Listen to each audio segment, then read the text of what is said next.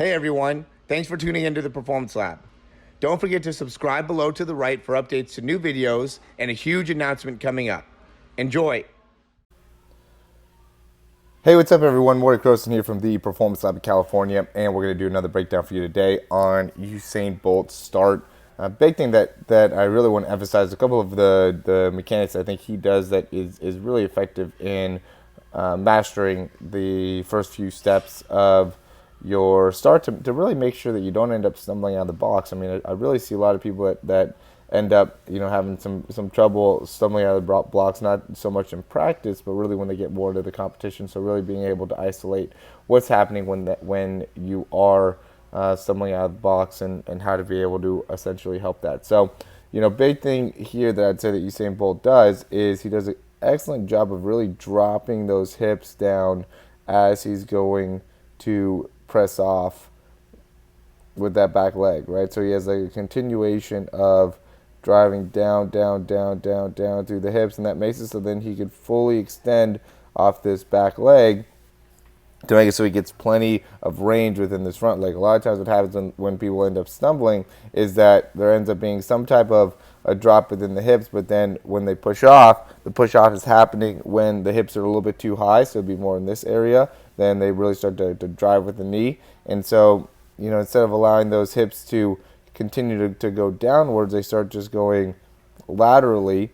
And because of that, that makes it so there's not enough clearance within this leg to be able to get this foot up, and then that foot ends up touching the ground a little bit too early, right? That ends up being the biggest reason why we see people stumbling, is that when they're trying to push off that back leg, that their relationship with their hip in comparison to the front leg is just not optimal. So when that hip and front leg relationship is not correct, now that front foot ends up touching the ground early, which is what creates that stumble. So once you can get that hip down, that gives the knee and front leg and front foot plenty of room to operate and get out in front, so then that foot is touching the ground in a way that'll help the body transition right into the next step.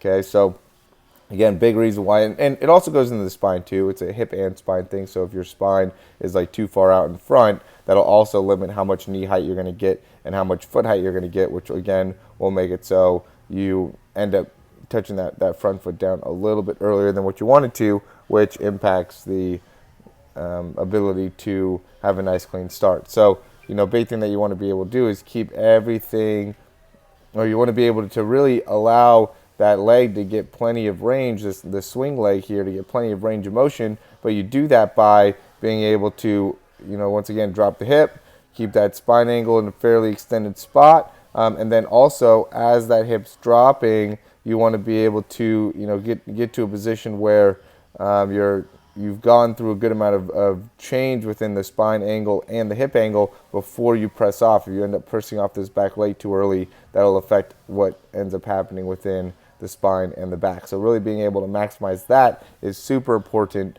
to make sure that you're able to really pick up distance more so is maximizing that push off, right? So if you push off too early, you're not going to be able to maximize as much distance, and you're going to increase your chance of stumbling out of the block. And what too early would be is just if the body hasn't been able to shift the position with the hips or with the spine, and you're already pushing off. So once you get here, if you're already trying to push this way rather than letting the body come here, spine's going more this way, so that's allowing the body to get into the correct position, and then from there push off, right? So see how he really drops down, gets that spine off, and then pushes off.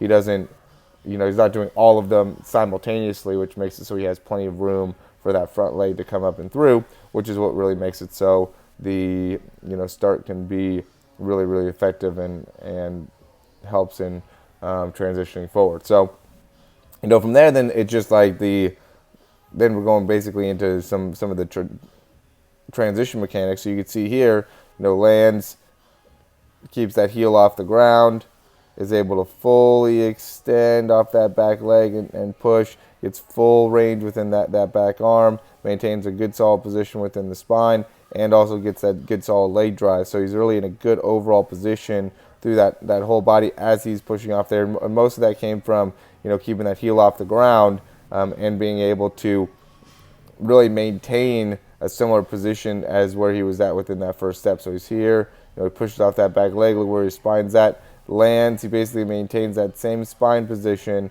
as he transitions through, pushes off, boom, and then does the same thing here. Keeps that heel high, right? Keeps those hips all the way through. Heel high. Lands with his foot really close to right underneath his hip.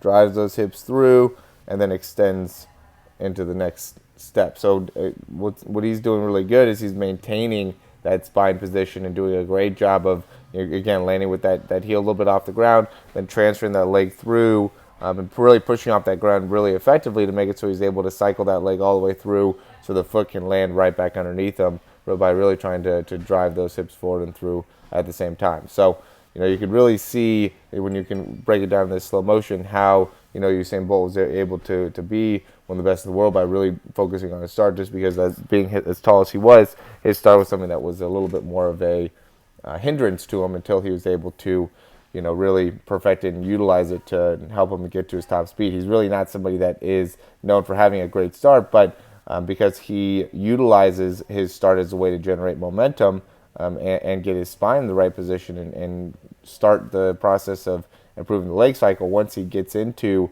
40 meters or so, now he's able to really get to that top end speed effectively. And I really believe that how you start is going to really dictate how you finish. So you got to be able to not necessarily start the fastest, but you got to start in a way that makes it so you can transition into faster speeds and eventually get to your top end speed effectively and in a fairly quick manner. You don't need to necessarily, go into getting into your top end speed right away. I think that there's a building process that's going to be somewhat natural in being able to, master your ability to run, especially when we're talking about the 100 meter, the 200 meter. The further the length goes, the more time that you have to be able to, really get to your top end speed and be able to hold your top end speed where, I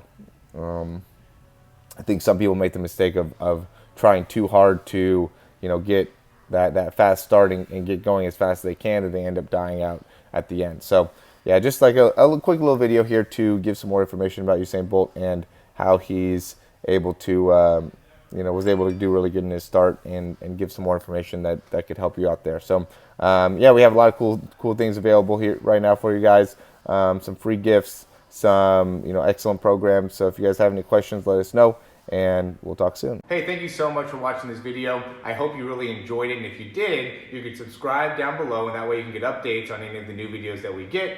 Also, if you want to, you can check out some of our other breakdowns for speed and throwing. We have exercises, also jumping mechanics videos, a lot of great stuff within our channel. Hope you enjoy.